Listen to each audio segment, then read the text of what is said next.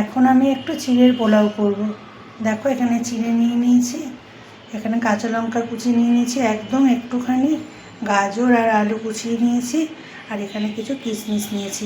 বাদাম দেব না, কেননা এত সকালে তোমাদের দাদা বাদাম খেতে চায় না, আর উনি কিন্তু অফিসে বেরিয়ে গেছেন। তা আমাদের যে ড্রাইভার আছে দুলাল, ও একটু বাদে যাবে, ওর একটু অফিসিয়াল কাজ আছে, তারপর তোমার দাদার টিফিনটা ও নিয়ে যাবে।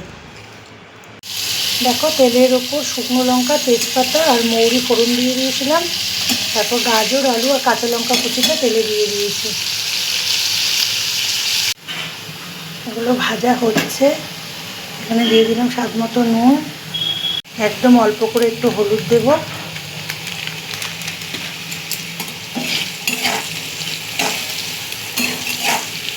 এখানে আমি অল্প করে ক্যাপসিকাম কেটে রেখেছি। এগুলো মোটামুটি ভাজা হয়ে এসছে, এখন এই ক্যাপসিকামটা এখানে দিয়ে দেবো। এই চিড়েটা বাটিতে নিয়ে নিয়েছি, এটা এখন একটু ধুয়ে নেব। দেখো কিশমিশটা দিয়ে দিলাম,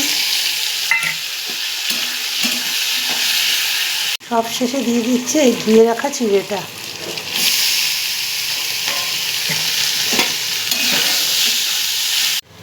এখন একটু চিনি দিয়ে দেব,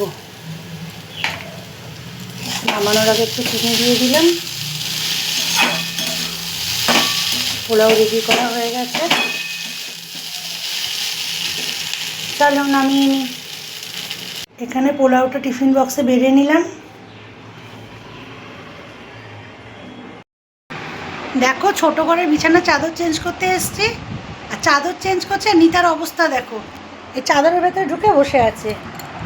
কী রে বেরো, দেখো অবস্থা, দেখেছো কী হয়েছে?